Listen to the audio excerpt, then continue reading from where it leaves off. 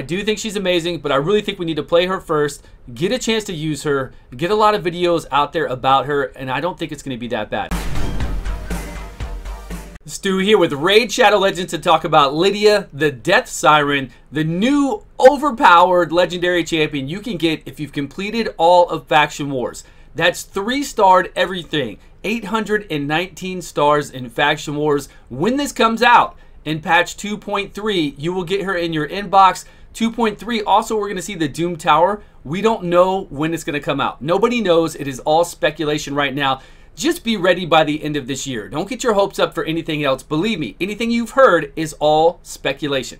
Yes, as you can see, I've completed all 819 stars in the Faction Wars. I will have her in my inbox. The issue is, if this company makes this champion not worth it at all, you know, you're damned if you do, you're damned if you don't. You need to make a good champion, or you need to make a champion. I prefer just a champion that's really good somewhere in the game. But what do you do to somebody who has, you know, completed all of Faction Wars? That means that you've done everything. I mean, if you've completed all of Faction Wars like I have, you've done everything in this game. Now you're just working on speed runs for Faction Wars, along with probably One King Ultra Nightmare, and that's it. I mean, you've got nothing else to do except for look for better artifacts. It's all about farming those new artifacts. So Lydia, what is she all about? Why is she so crazy? Here's what they said about her. In patch 2.3, we're going to introduce the long-awaited champion as a reward for completing all the crypts of Faction Wars. You'll need to complete all crypts with 3 stars. Those champions who have already completed all crypts with 3 stars will receive the champion after the release automatically in their inbox. It will be a champion from the Dark Elf faction, Lydia the Death Siren. Rarity is going to be a legendary, affinity is void, and type is support. Now it says type support, but this girl could do so much. Let's just dive right into it. Here are the abilities. A1, Oppression. Attack one enemy, has a 75% chance to place a fear debuff for 1 turn. An additional 75% chance to increase the duration of any poison sensitivity for 1 turn. We don't know if applying additional tomes will increase these chances yet. We'll just have to wait to see the champion when she comes out. But that's not it for her A1. It gets a lot crazier. Attacks an enemy champion with this skill whenever they place a freeze, a stun, a fear, or a true fear on any of your allies. The number of attacks increase according to how many debuffs are placed at that time. 1 attack for each freeze, stun, fear, or true fear debuff placed. The first attack will target the attacker, while the extra attacks will target random enemies. Now, there aren't a lot of champions out there that are at the same time going to apply freeze, fear, stun, and true fear. I don't really know of many that are going to even double up on any of those. So more than likely, you're just going to do one, right? You're just going to freeze somebody sometime. You're going to stun somebody sometime with a champion, or another champion is going to fear them like Harvest Jack. But still, that would be a lot of attacks, right? That she's still going to attack 3 times. Like if Harvest Jack attacks all your people, she's going to attack them back. Now, if he did multiples of this stuff, if he had up a freeze along with a fear, it would be pretty wild. I mean, that's a lot of attacks going back at the enemy team for them putting up these debuffs. Now, that's not to say that she won't be affected by this. She will be, right? You know she can be, I mean, if you're doing an AoE freeze, stun, fear, or true fear, it can land on her as well. And I'm pretty sure that if she's feared, she can fizzle out doing this attack back, just like counterattack, you would think. So while this sounds pretty amazing, and it is, it's great to have for that A1, pretty damn cool. I don't think it's as overpowered as maybe people are making this out to be right now, but it's cool. It's very cool. But this A2 here, right? Siren's Wail. Attacks all enemies, has a 75% chance to place a 60% decreased defense and the 25% weaken for 2 turns. Also places a strengthen on your team of 25%, which means your whole team takes 25% less damage and increased speed buff on all your allies for 2 turns. It says a 4-turn cooldown. I guarantee you that's going to go to a 3-turn cooldown with books in there. It just has to. And I bet that decreased defense and the weaken is going to go up to 100%. So we got Dracomorph-like ability, a Venus-like ability. But then on top of that, this is AoE, right? On top of all that, everybody is getting strengthened up. Everybody is taking 25% less damage and a speed increase. This one skill is pretty amazing. That skill is nice. Even if she had this A1 and then the A2, I would be like, wow, this champion is pretty sweet. We can definitely use her. She's Void Affinity. It's going to be fun to play her with just those 2 skills. And then you could give her, like, I don't know, something amazing on the A3. But man, there's way more. Way more. So A3, Nullification. Attack one enemy 2 times. The first has a 75% chance to place poison sensitivity. The lower version still, it looks like, it just says poison. Maybe it's going to be the big one. Maybe we're finally going to get to see the bigger poison sensitivity. The second hit has a 75% chance to place block buffs up and block skill cooldown debuff for 2 turns.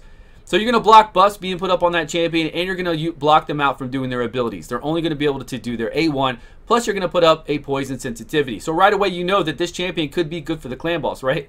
We're getting poison sensitivity up, we're keeping it up with that A1, and if anything happens with the freeze, stun, fear, all this kind of other stuff, the clan boss does stun, we can sit there and hit back. And then with the Siren's Wail, we're going to get the decreased defense and the weaken that we need up, and we're going to protect our team with that strengthen. 25% less damage is a lot.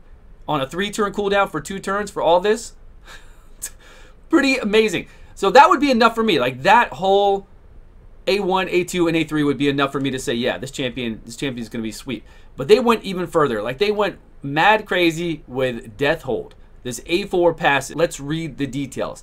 Denies enemy revive attempts. This works even if this champion is dead. So you will deny them from reviving back a champion even if she's dead. So nobody will be able to have a champion come back to life. Once they're dead, they're dead. She could be on the opposing team, and even if she's dead, this passive will still work. So there will be nobody reviving back a champion in Arena, right? We use an Arena, we do the awesome A2 right here, Siren's Wail, we get the debuffs up, we get our buffs up on our people, and then on top of that, we're going to sit here and deny them ever being able to revive somebody.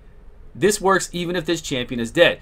If this champion is alive when an enemy revive is denied, revives all dead allies with a 50% HP and 50% turn meter. Grants an extra turn instead if there are no dead allies.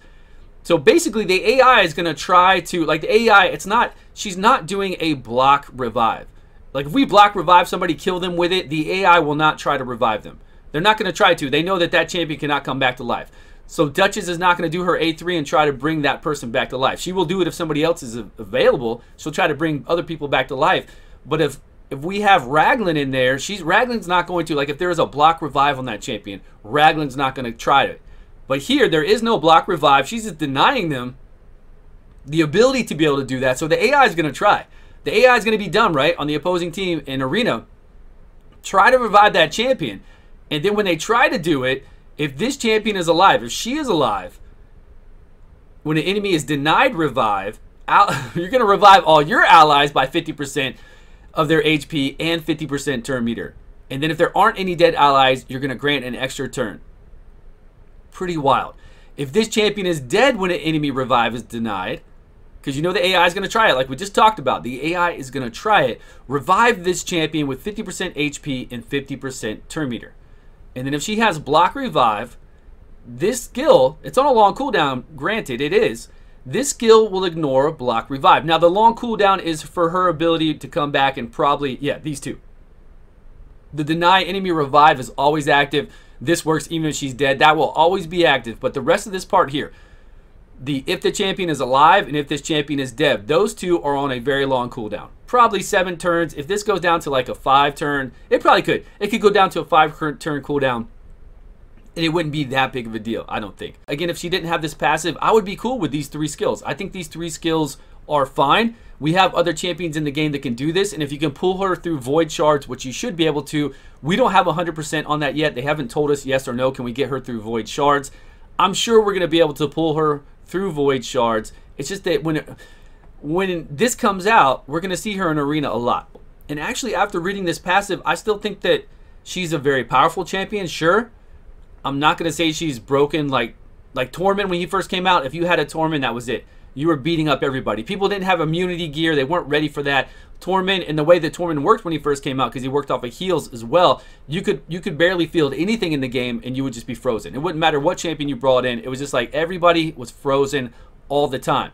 So I'm pretty sure when she first comes in, people are going to be like, you know, she's a little bit overpowered. I don't have any problem with coming in, buffing up our team, debuffing their team with this A2.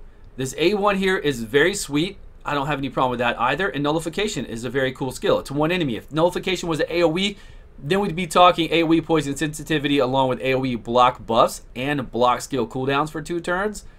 That would be insane. But it's 1 target, 2 hits, and it's on a 5-turn cooldown. Maybe it'll go down to a 3 or a 4-turn cooldown. Still, I'm not worried about that. Everybody's just talking about this passive, and while I do think this passive is very strong, we're going to have to work around the issue of this.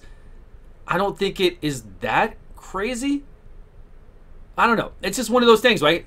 Again, they're damned if they do, they're damned if they don't. If they don't make an interesting, good champion come out, then people are going to complain. Oh, I did all this for Faction Wars. It's like Arbiter. Arbiter is an amazing champion. Arbiter is one of the best champions in the whole entire game. Like, legit, everybody uses Arbiter. Anything you do when you go through dungeon runs, you can use her. Anywhere else you can use her. Obviously, everybody uses her in Arena. She is one of the best champions in the game. One of the most used champions in the game by far. So I'm pretty sure, and we don't know about an aura. Did they give this girl an aura? We haven't seen an aura yet. What if they give her some insane aura of speed, resistance, or accuracy in Arena? That would be pretty cool as well. But we don't know yet. They're probably still going to... Look, the reason why they do this is to get feedback. They do this 100% to, of course, get people talking, just like we're watching this video right now. But they also want a little bit of feedback because they're not sure, oftentimes, about how their champions are going to be received. Are they going to be too overpowered like Rotos? Are they going to have to go back and nerf her to the ground like they've done with Rotos? By the way, I do not agree with how Rotos was nerfed so far. We are still playing him. You can do work with him. Just bring in Madame Cirrus and go to town. I'll do a video on him. Don't worry. I've got him finally. We will do a video on him. But here, we're just going to have to play test this. I think it looks much dirtier than it seems. Of course, we're going to come in there with Madam still. Being able to do the decreased defense and the weaken on the enemy team is good, but if they've got a lot of buffs up and other things going on, you're still going to want to just bring in Madam. You're going to want to bring in Madam for that ability, and then bring in your DPSer, and then if you have room for a third, you know, along, because you need your turn meter booster in the beginning if you're playing that kind of team. So you'd have Arbiter or a Siphi, then you'd have this lady, then you'd also have your Madam, and then you'd have your DPSer. And if you don't need that Madam, if you can get away with not doing that, with doing enough damage, then yeah, you can bring her in instead, but you might just want to bring somebody else in. You might not want to worry about all this stuff here, unless they have a lot of revivers, and you want to deny the enemy revive attempts and do all this other stuff. I think it's okay. I think we need to play her first. I do think she's amazing, but I really think we need to play her first, get a chance to use her, get a lot of videos out there about her, and I don't think it's going to be that bad. I think a lot of people are yelling pay to win. We need to have something done. This is pay to win completely, because to be able to do Faction Wars, all of it, you need to have a really robust roster and really good artifacts and good knowledge of the game, and that comes with time. So if you are a free-to-play player and you just start the game, obviously you're not going to get this champion. It's just like Arbiter. You got to build up to it. If you are a long-time player, it is kind of pay to win, or it's take a very long time to get it.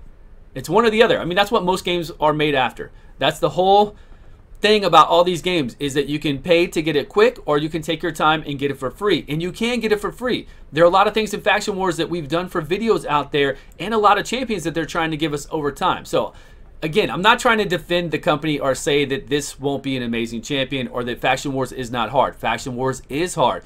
Sometimes you need specific champions. They made it kind of silly with the 3 Valkyrie teams on wave 2 of some of those. I think that one's a very silly thing to do. Should be 1 Valkyrie in there, because the other waves are much easier, and then some of the bosses are really annoying. But really, with Faction Wars, guys, if you're having any issues with those bosses, just load up your whole entire team in like 300 resist with resist banners, and then go through there, and you will see a huge difference if you can get through the waves. Then it's a problem with getting through the waves.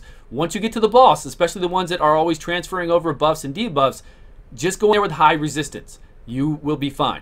It'll be much easier. So let me know your thoughts below. What do you think about this champion? Do you think it's going to be a major problem? I honestly just want to play her first. After reading all this, I think it's going to be okay. I really think it's going to be all right. And if we need to nerf it, you know me, I always speak up about it. Even when I have those champions, even when I don't have those champions, I don't care. I know the game in and out. Believe me, I speak up about it, so we will definitely do that when the time comes. 2.3, we still don't know when it is. Hopefully, before the end of this year. I cannot wait. I want the Doom Tower more than I want this girl right here. I just want something to do in the game that's fun, and the Doom Tower is it for me. Thank you all so much for watching. I appreciate your time, and I will see you guys all on a video soon.